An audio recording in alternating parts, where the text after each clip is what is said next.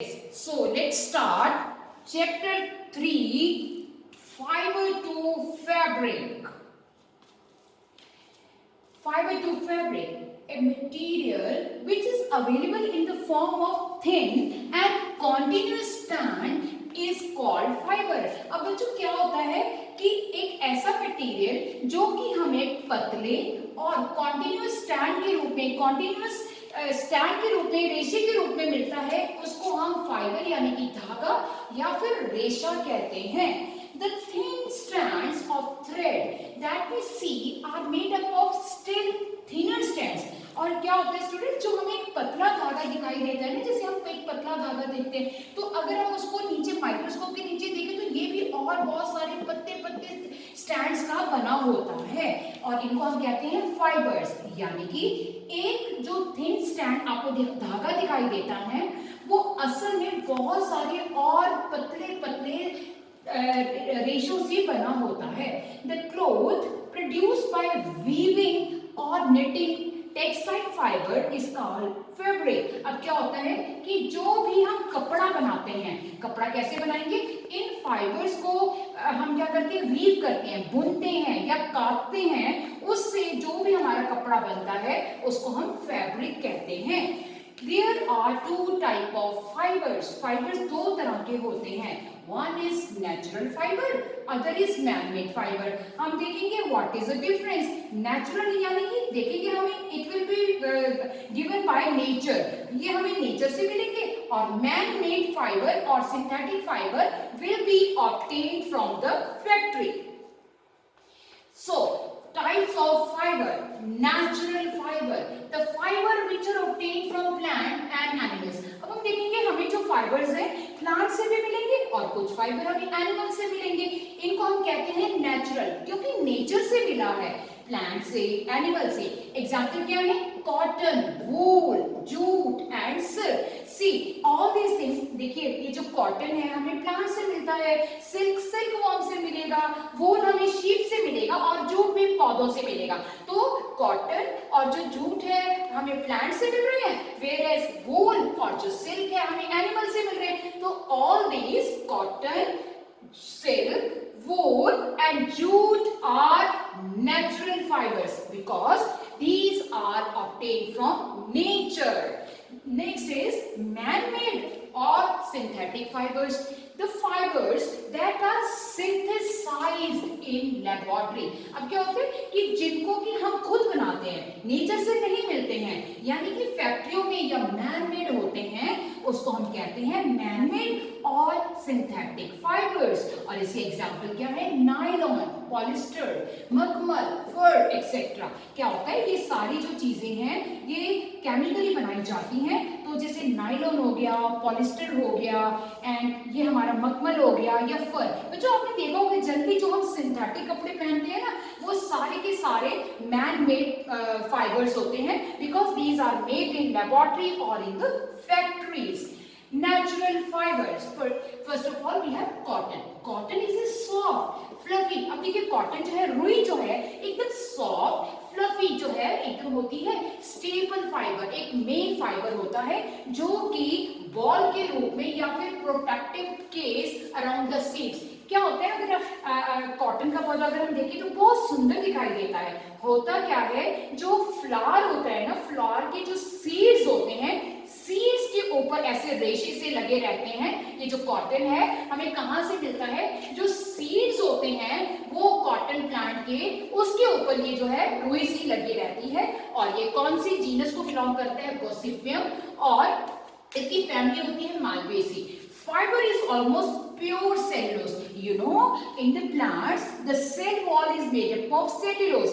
Cellulose is a type of carbohydrate. तो जो cotton है वो किस चीज की बनी होती है, प्योर सेल्यूलोज होता है. Under natural conditions, the cotton balls will increase the dispersal of the seeds. अब क्या होता है, क्योंकि ये जो रुई है ये सीड्स के ऊपर लगी होती है और जब नेचुरल कंडीशंस होती हैं, हवा आती है, तो क्या होता है, ये जो रुई है सीड्स के साथ जैसे उड़ जाती है और जो है बीज जो है डिस्पर्सल क्या होता है बच्चों, एक जगह से दूसरी जगह पहुंच जाते हैं.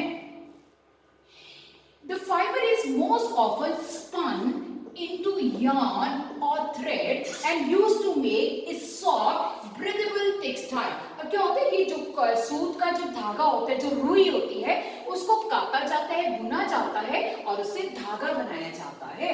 The use of cotton for fabric is known to date to prehistoric times. बहुत साल पीछे की अगर हम बात करें तो सदियों पुराने से हम रुई का इस्तेमाल कर रहे हैं कॉटन का कपड़ा बनाने के लिए. तो ये कहते हैं 15th millennium BC have been found in Indus Valley. अगर हम ये इंडस वैली की सिविलाइजेशन की बात करें तो बहुत पुरानी अगर हम हिस्ट्री देखते हैं तब भी हमें पता चलेगा कि कॉटन का जो इस्तेमाल है, कॉटन का कपड़ा बनाने के लिए रुई का इस्तेमाल है, सदियों पुरानी बात है, सदियों से चला आ रहा है. अब प्रोसेस ऑफ मेकिंग कॉटन, अब बनाते कैसे हैं? From field to fabric. हम देखेंगे खेत से जाकर कैसे, खेत से निकल के कैसे हमारे सामने कपड़ा आता है.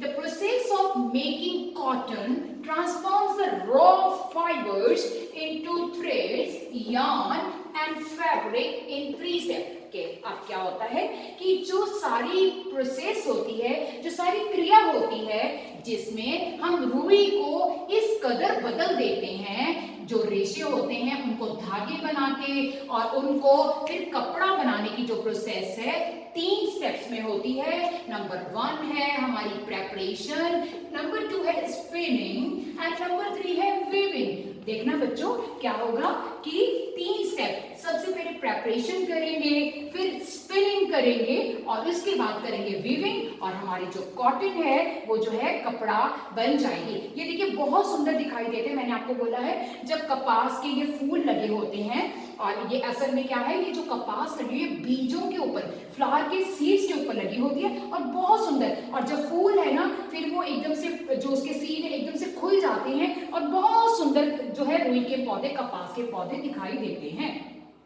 सबसे पहला स्टेप है हमारा preparation. The to we use for thread और fabric, raw seed cotton must be clean and free of debris. अब देखिए सबसे पहले क्या है, सबसे पहले हमने देखना है कि जो भी हमें जिसका धागा बनाना है, जो बीज है, जो जिसके ऊपर की वो रुई लगी हुई है, कपास लगी हुई है, वो सबसे पहले हमारा साफ होना चाहिए और उसके ऊपर कोई भी गंदगी नहीं होनी चाहिए. Seeds, buds, dirt, stems and leaf material are removed from the cotton during ginning. अब क्या होता है कि जो भी उसके ऊपर ऐसे आलतू फालतू की चीजें लगी हुई है ना, सारा वेस्ट लगा हुआ है, जैसे उसके ऊपर कोई भी ऐसे कोई गंदगी लगी है या कोई स्टेम का पोर्शन है या पत्तियां लगी हुई हैं उसके ऊपर टूटी हुई, सबको जो है उनको हटाया जाता है, उसको सफाई की जाती है और इस प्रोसेस को हम गिनिंग कहते हैं. The process of separating cotton from seed. अब क्या करेंगे कि हम देखिए आपको दिखाई दे रहा है सॉजिन, इसमें क्या हो, एक तरह की मशीन है जिसके अंदर हमने क्या किया है, separating cotton seeds from cotton. Cotton को हमने अब क्या बताया मैंने, जो कॉटन है कपास है बीजों के ऊपर लगी हुई है और मशीन में जैसे हम डालते हैं चलाते हैं तो क्या होता है, कॉटन हमारे पास जो है अलग आ जाती है और बीज जो है हमारे पास अलग हो जाते हैं. तो ये हो गया हमारा preparation. Then we pass on to spinning.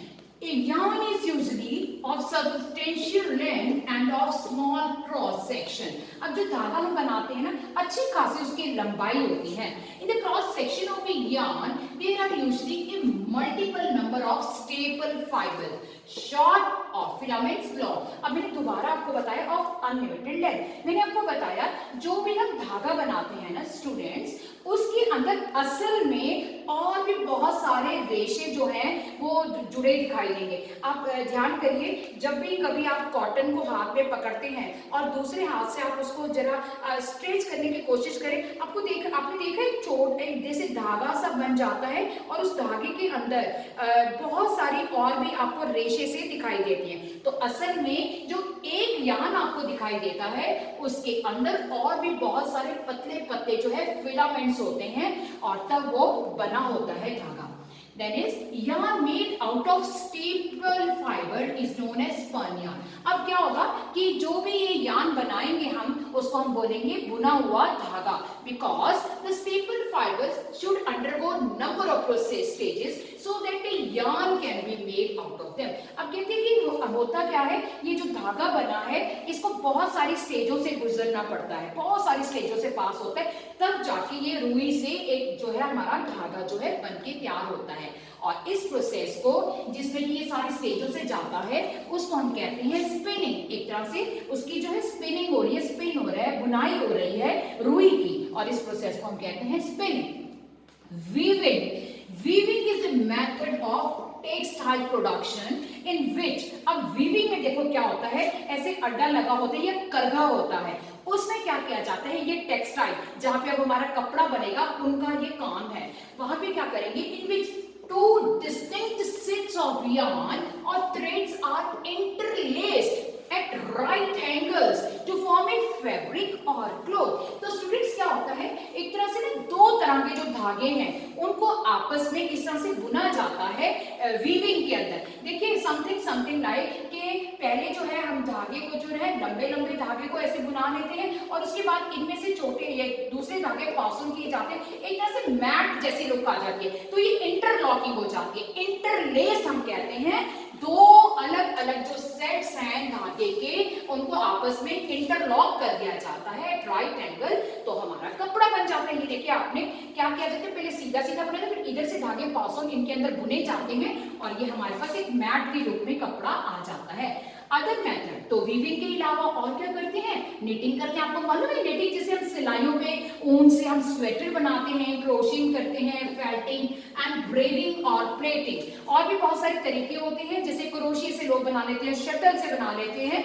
तो the longitudinal threads are called the wrap and the lateral threads are known as weft or filling। कहते हैं जो हम longitudinal thread डालते हैं उसको wrap कहते हैं और जो lateral ऐसे ऐसे डालेंगे उसको हम weft कहते हैं। तो दो तरह के थ्रेड्स होंगे हमारे पास, एक ऐसे लंबाई की और फिर ऐसे विड्थ की और जो है होते हैं, उन दोनों को अलग अलग नाम देते हैं और इस प्रोसेस को हम वीविंग कहते हैं।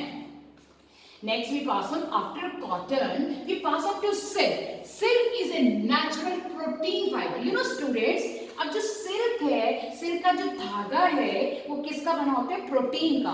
Some forms of which can be woven into textile। अब क्या करते हैं, सिल्क जो धागा है उससे भी हम कपड़ा बनाते हैं।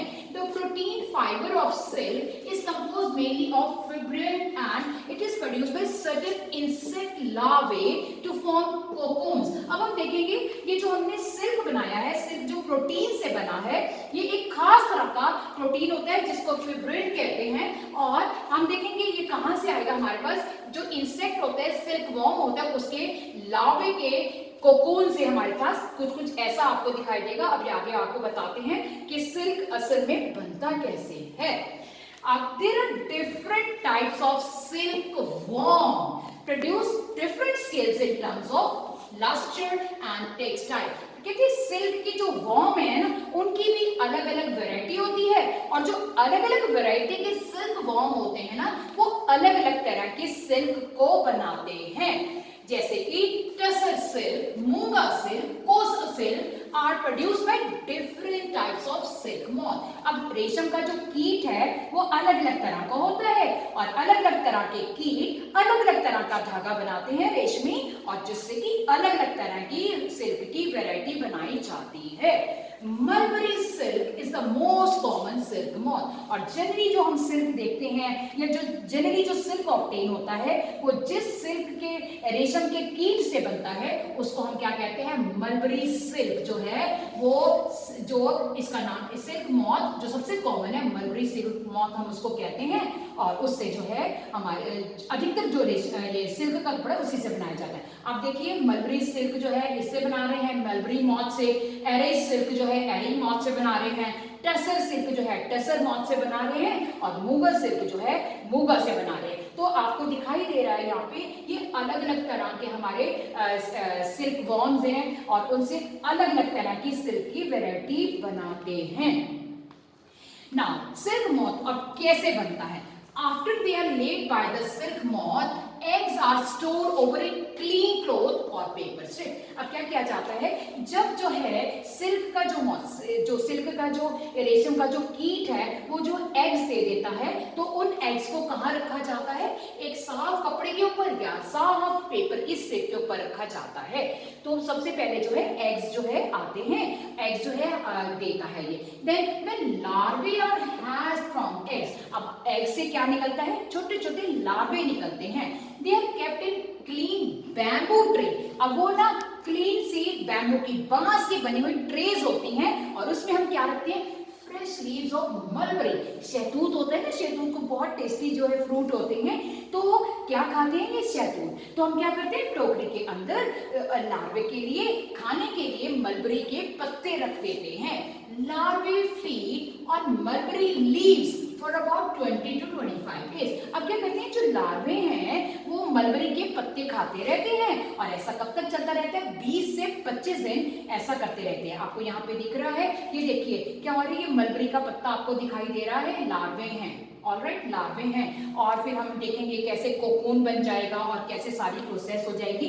तो पूरी जो है हमारी साइकिल जो है ये चलती रहती है। तो देखिए क्या है कि हमने देखा जैसे ये सिल्क लार्वे हैं, 10 डेज के बाद वो जो है यहाँ पे हमारे, फिर 16 डेज के बाद कोकून बनेगा, 3 to 8 डेज लगेंगे इसको आगे उसको कोकून को पूरा करने में, और फिर पूरा जो है मॉथ बन जाएगा। इस तरह से इसकी पूरी लाइफ साइकिल जो है चलती रहती है। Now, process of silk. The process of obtaining silk from silk moth involves. अब हम सिल्क बनानी कैसे हैं?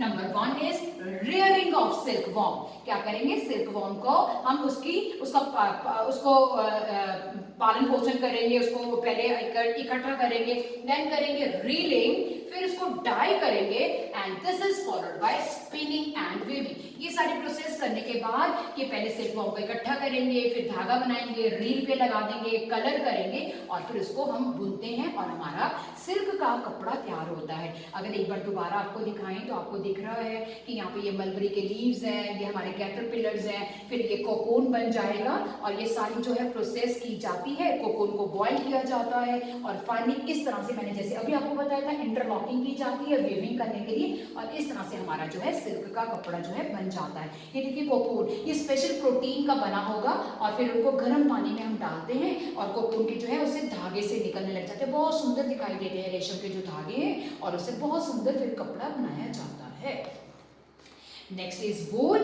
Wool is obtained from the fleece or hair of sheep, goat, camel, yak, llama, alpaca and other animals. अब जो वूल है mainly हमें पता है कि हम शीप से हमें वूल मिलती है, लेकिन इसके अलावा और भी जो एनिमल्स हैं, बकरी है, गॉट है, यानी कि कैमल है, याक है, और इसके अलावा और भी स्पेशल तरह के एनिमल्स हैं जो कि इंडिया में नहीं दूसरी फॉरेन कंट्रीज में पाए जाते हैं। लैमा है, अल्पैका है, इनसे भी वूल ऑब्टेन होती है। और वूल किससे बनी है, उसके हेयर से, उसके जो बाल होते हैं उससे बनाते हैं। These animals have thick coat hair on their body because the hair traps the air and air is poor conductor of it। अब बच्चों क्या होता है कि ये जो जानवर है इनकी बॉडी के ऊपर एक बहुत एक थिक कोट जो है, बहुत घने बाल होते हैं इनकी बॉडी के ऊपर। वो जो बाल है हेयर, वो क्या करते हैं अपने अंदर जो है एयर को ट्रैप कर लेते हैं और उनको जो है उनकी बॉडी की जो हीट है वो बाहर नहीं जाती है और उनकी बॉडी जो है गर्म रहती है ताकि उनको सर्दी ना लगे। So thick layer of hair keep their body warm। अब क्या करती है, ये जो उनकी एकदम मोटी लेयर होती है, बाल होते हैं, वो उनको बहुत ज्यादा जब जैसे सर्दी होती है जहां भी जब वो रहते हैं इलाके में, उससे बचाती है। आपको दिखाई दे रहा है जैसे ये शीप है तो इसकी जो है ये हेयर है, फ्लीस है, इसको उतारा जाता है और उससे फिर जो है हम वूल बनाने का काम करते हैं। Rearing and breeding of sheep. Sheep are reared in many parts of our country like Jammu and Kashmir, Himachal Pradesh, Uttaranchal, Sikkim, Arunachal Pradesh, Haryana, Punjab, Rajasthan and Gujarat। क्या किया जाता है, इनका रख रखाव किया जाता है। पहले उनको जो है उनका पालते हैं, उनको भोजन की उनका देखभाल करते हैं, उनको बीमारियों से दूर रखते हैं और शीप का एकदम जो है इनको रखा जाता है और रख रखाव किया जाता है। और ये कहाँ किया जाता है, तकरीबन बहुत सारे हमारे पार्ट्स हैं इंडिया में, जम्मू कश्मीर है, हिमाचल है, उत्तरांचल है, सिक्किम है, अरुणाचल प्रदेश है, देन हरियाणा, पंजाब, राजस्थान एंड गुजरात, सब जगह क्या किया जाता है, इनका उत्पादन किया जाता है, इनको रखा जाता है, इनका देखभाल की जाती है शीप्स की। एंड अब वूल कैसे बनेगी, the major steps necessary to produce wool from the sheep to fabric are, अब क्या करेंगे, देखिए, shearing, cleaning and scouring, grading and sorting, carding, spinning, weaving and finishing, बहुत सारी प्रोसेसेस होती हैं, तब फाइनली जाके जो है वूल हमारे पास आती है। आपको यहाँ पे दिखाई दे रहा है, आगे भी हम बताएंगे कि देखिए कैसे जो है शीप से इसकी शेयर किया जा रहा है और इसकी फ्लीस यानी कि हेयर जो है इसकी बॉडी से रिमूव किए जाते हैं। और स्टूडेंट्स आपको मैं बता देती हूँ कि जैसे हेयर है इसकी बॉडी से रिमूव करते हैं तो इसको कोई नुकसान नहीं होता है, इसको कोई दर्द नहीं होता है, ये बिल्कुल ऐसे ही है जैसे हम अपने हेयर कट के लिए जाते हैं, क्योंकि जो हमारे हेयर हैं और इसकी जो शीप के जो हेयर होते हैं उसकी जो नीचे स्किन होती है ना, जो लेयर होती है वो डेड स्किन होती है, तो इसीलिए जब भी इसको बालों को इसकी शेव किया जाता है, और ये कुछ जो इनके हाथ में ना बार जो उस तरह यूज करते हैं जैसे वो यूज करते हैं ना मशीन से, जब भी हम किसी बच्चे के मुंडन करवाते हैं और उससे सारे बाल उतर जाते हैं, बिल्कुल ऐसा ही औजार इनके पास होता है, और ये सारे जो हेयर है ना वो बहुत घने होते हैं इनकी बॉडी के ऊपर, वो सारे उतर जाते हैं और शीप को कोई प्रॉब्लम नहीं होती, कोई दर्द नहीं होता है। और जनरली बच्चों ये क्या कब किया जाता है, गर्मियों के मौसम में ऐसा किया जाता है, क्योंकि क्या होता है जब इसकी बॉडी से बाल उतर जाते हैं तो इसको ठंड लग सकती है, तो ऐसा काम गर्मियों में किया जाता है ताकि सर्दियों तक इनके फिर नए जो हेयर है इनकी बॉडी पे आ जाते हैं। अब क्या करेंगे, ये जो फ्लीस है, ये जो इनके बॉडी के हेयर है उसको क्या किया जाता है, ट्रांसपोर्ट किया जाता है और मिल तक पहुंचाया जाता है। वहां पे क्या किया जाता है, अब ये जो भी बाल हमारे पास फ्लीस आई है उसको वॉश किया जाता है ताकि जो भी गंदगी लगी हुई है वो सारी निकल जाए। उसके बाद में क्या किया जाता है, उसको ट्विस्ट किया जाता है, एक तरह से रस्सी धागा सा बनाया जाता है जिसको हम सिल्वर कहते हैं, तो ये ऐसे धागा सा बनाया जाता है। देन कार्डिंग मशीन जो है उसको एक तरह से कॉम्ब कर देते हैं, जैसे हम अपने बाल बुन लेते हैं ना, तो उस तरह से एक शीट सी बन जाती है, पतली सी शीट बन जाती है, और उसको क्या किया जाता है, the sliver is scratched and twisted into a thin, अब उसको ना जैसे एक तकली सी होती है ना उसके ऊपर से बुना जाता है और फाइनली क्या बनता है, धागा बन जाता है, और उसकी जो है हम इस तरह से वूल की, जैसे ऊन के गोले होते हैं, आपने देखा ही है कि ऊन का पूरा इसको इस तरह से चला के और फाइनली इस धागे को एक गोले के रूप में, बॉल के रूप में हम जो है बना देते हैं, और फिर इसको उनको जो है बाजार में आ जाता है और इसको खरीदा जाता है और इससे फिर जो है बनाया जाता है, बुना जाता है। ये दोबारा आपको दिखा रहे हैं sharing. Sheep sharing is the process by which the woollen fleece of A sheep is cut off. जैसा कि अभी आपको बताया पीछे डायग्राम में कि इसकी देखो शीप की ये जो है उतार रहे हैं, सारा धागा उतार रहे हैं, और बिल्कुल बार्बर जैसा इनके पास औजार होता है और इसके स्किन को, इसके बालों को उतारा जा रहा है और इसमें इसको शीप को कोई दर्द नहीं हो रहा है। और कहते हैं जो भी ये पर्सन जो ये काम करते हैं ना, ये वाला जैसे जो बालों को काटने का काम करते हैं उसको बार्बर कहते हैं, इसको हम शेयरर कहते हैं। ये जो लोग ये वाला प्रोफेशन करते हैं उनको हम शेयरर कहते हैं क्योंकि वो शेयरिंग कर रहा है। Next is cleaning and scouring. अभी आपको मैंने बताया scouring is a way of cleaning textile fibre. अब क्या हो रहा है, धागा बनने जा रहा है, जो कपड़ा बनाने वाली इंडस्ट्री है वहां पे क्या किया जाए, इसको क्लीन किया जाता है, और wool that been shorn from a sheep is known as greasy और रॉ वूल। अब कहते हैं जो भी ये वूल आई है ना, वो उसको हम ग्रीजी कहते हैं, रॉ वूल कहते हैं, क्योंकि अभी ये रॉ है, अब इसको हम प्रोसेसिंग करेंगे और इससे जो है अच्छा सा धागा बना के उसको फिर आगे लेके जाते हैं। Grading and sorting. Grading should not be confuse with wool classing. तो कहते हैं अब ग्रेडिंग में क्या होता है, sorting fleece into various lines according to fineness, length, strength, yield, color and style। अब इसमें हम क्या करेंगे कि जो भी हमारे पास रेशे आए ना स्टूडेंट्स, अलग अलग तरह की शीट के अलग अलग तरह की वूल होती है, तो उसकी ना क्लासिफिकेशन हम अलग अलग कि किसी के बहुत, जैसे हम लोगों के भी किसी के हेयर बहुत लंबे पतले काले होते हैं और किसी के एकदम स्ट्रेट होते हैं, किसी के कर्ली होते हैं, तो उसी तरह से शीप के हेयर भी अलग अलग होते हैं, तो उनको उनकी कितनी फाइन तरह की वूल है, कैसी उसकी लेंथ है और कितनी मजबूत है, कैसा कलर है, उस हिसाब हिसाब से उनके थोड़ा अलग अलग उनको ग्रुप्स में डाल दिया जाता है। Then carding, short stapled pieces of wool which result from the carding process, spun and woven to make standard quality fabric। अब देखिए बीच में जो छोटे छोटे वूल के जो धागे होते हैं ना, जो छोटे छोटे होते हैं, उसको फिर बुनाई की जाती है और उससे स्टैंडर्ड क्वालिटी का फैब्रिक जो है, ऊनी वस्त्र जिसको हम वूलन कपड़ा कहते हैं, वो हमारे पास बन जाता है। इसमें क्या करते हैं, जो शॉर्ट स्टेपल पीसेस होते हैं, जो छोटे रेशे होते हैं, छोटे धागे होते हैं वूल के, उसको फिर ऐसे हम गर्म कपड़ा बनाने का काम मशीनों के द्वारा कर लेते हैं। And spinning is the twisting together of drawn out strands of fibers to form yarn, and it is a major part of textile industry। और देखिए जो बाकी जो लंबे लंबे रेशे होते हैं, लंबे लंबे वूल के धागे होते हैं, देखिए इस तरह से मशीन के द्वारा फैक्ट्रीज के अंदर चलाया जाता है। और आप ये देखिए कि इस तरह से कि पूरा एक फाइबर है, और अगर मैं इसको खोलूं तो इसके अंदर बहुत सारे स्टैंड जो है, बहुत सारे स्टैंड जो उनके एक धागे के अंदर अगर हम खोले तो हमें बहुत सारे धागे से दिखाई देते हैं। और उसको इस तरह से क्या किया जाता है, जैसे ये स्टैंड्स है, उसको ट्विस्ट कर देते हैं और उसके बाद उसके बॉल जो है बनाते हैं। डाइंग, अब क्या होता है कि जो भी हम लेते हैं ना, ये जो शीप की जो फ्लीस होती है वो जनरली ग्रे, ब्राउन और ब्लैक कलर की होती है, और उसके बाद उसको हम चाहे कलर में कलर कर लेते हैं। After sorting and picking out of birds, these are dyed and decide colour. अब बर्ड क्या होता है, बर्ड आपने देखा होगा कई बार आपके स्वेटर के ऊपर रोई से लगे रहते हैं व्हाइट से, तो उसको सफाई की जाती है, धागों के ऊपर से बर्ड्स को हटा दिया जाता है और फिर मन चाहे कलर में, लाल, पीला, नीला, हर तरह के रंग में इसको हम रंग सकते हैं। एंड वीविंग, अब क्या होगा, the process of arranging two sets of yarn together to make a fabric is called weaving। अब मैंने आपको पहले भी बताया था। अब देखिए क्या हो, ये क्या कहते हैं, जब वीव करते हैं ना, उसको कंधे पे लेकर आते हैं, तो एक पहले ही आपको दिखाई दे रहा है ना, लंबे स्टैंड है, तो पहले लंबे स्टैंड को लगाया जाता है और उसके बीच में से इधर से छोटे स्टैंड जो है, इस तरह से उनको बीच में इंटरलेस कर दिया जाता है। आगे कि इस तरह से आप देखिए, पहले लंबे स्टैंड्स हैं, ये लंबे स्टैंड्स हैं, और उसके बाद यहाँ से हम बुन के ना बीच में से छोटे, समथिंग में जिसे हम फोल्डिंग बेड बनाते हैं ना, नवार उसके अंदर जो है डालते हैं, तो ये इंटरलॉकिंग हो जाती है, एकदम मजबूत क्वालिटी का जो है हमारे पास ये वूलन कपड़ा जो है तैयार हो जाता है। थिक होता है क्योंकि दो तरह के आपस में इंटरलॉक हमने किए होते हैं, और इस तरह से ये बन जाता है।